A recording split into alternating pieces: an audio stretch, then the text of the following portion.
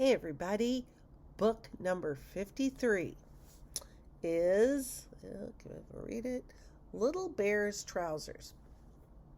I don't have the paper cover of this one anymore, but I do like all the little illustrations on the inside.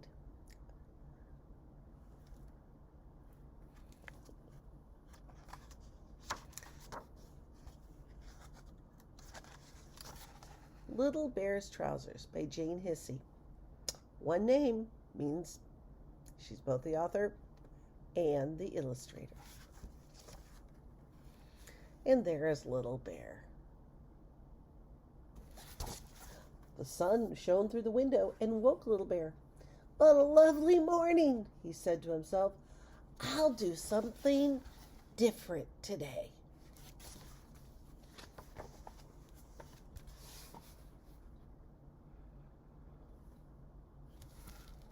He jumped down from the bed, took off his pajamas, and looked for his trousers.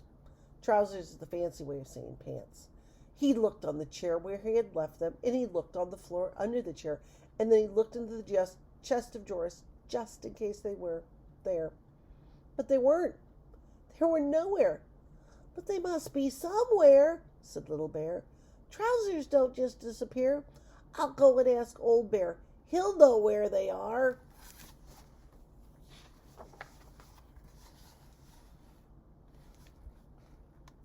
Old Bear was enjoying the sun in his deck chair. "I haven't seen your trousers, I'm afraid," he said. "But Camel was around here earlier. Perhaps she knows where they are."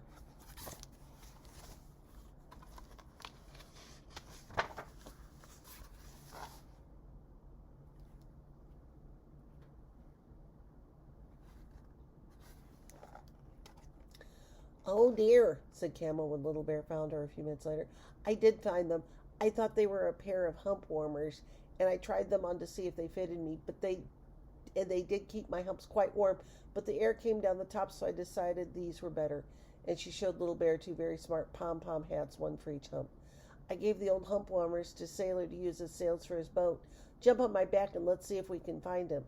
Little Bear scrambled up and galloped off in the direction of the bathroom.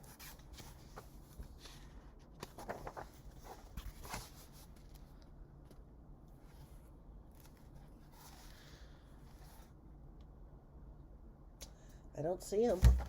Do you see him? I don't see Little Bear's trousers.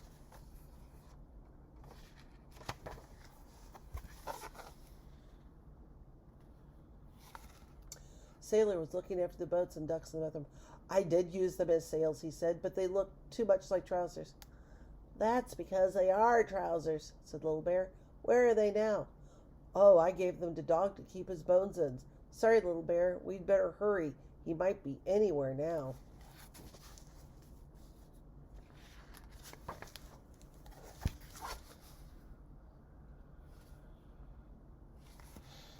Dog was happily burying his bones in flower pots when Little Bear found him. "My bones kept falling out through the two-bone bone holder," he said. "Two-bone bone holder!" cried Little Bear in dismay. "Oh, Dog, can't you recognize trousers when you see them?" "Oh, dear," said Dog. "I do feel silly. I gave them to Rabbit. He said he needed a skiing hat, and your trousers look just perfect. I'm sorry."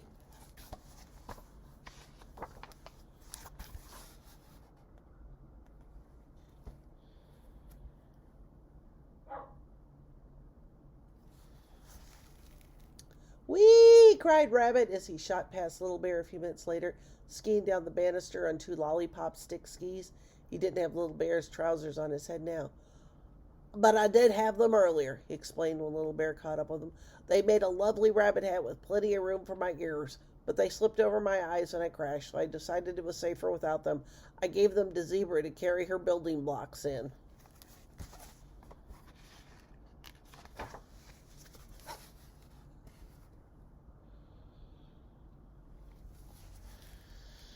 Zebra was building herself a house when Little Bear arrived, but his trousers were nowhere to be seen.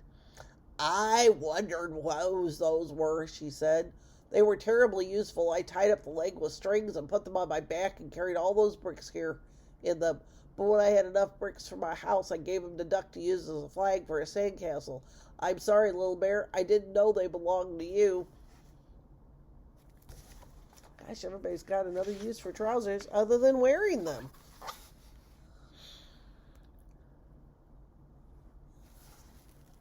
Duck was in the sand tray looking sadly at the castle he'd made. There were no trousers flag on the top pole. Oh, I used the flag that Zebra gave to me, he sighed. But Bramwell Bowen came and said it was just what he needed urgently in the kitchen. He gave me this paper flag to use instead. Never mind, said Little Bear with a sigh, feeling quite glad his trousers were not covered in sand. The kitchen was in a terrible muddle. There were bowls and spoons and eggs and flour, and in the middle of it all sat Bramwell Brown.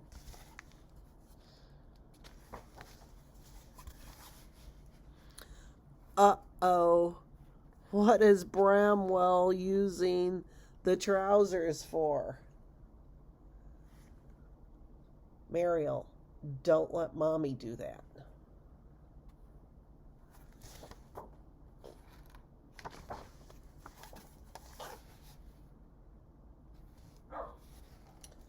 He had Little Bear's trousers, but oh dear, he'd filled them with pink icing and was busy decorating a huge cake with them. It's a special occasion cake, said Bramwell, and you have to put icing on special occasion cakes. I thought I could do 2 stripes at once with these icing bags. But they're not icing bags, they're my trousers, sniffed Little Bear, trying hard not to cry. I thought I'd seen them before, said Bramwell Brown.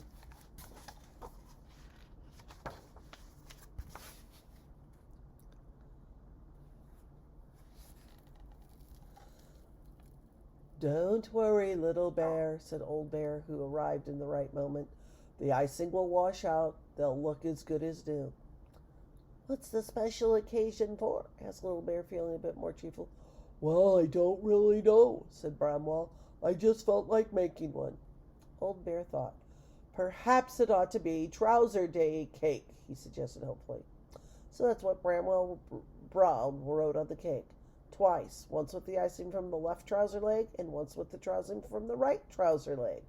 It said Happy Trousers Day in the middle, and there was a trousers pattern all around the edge.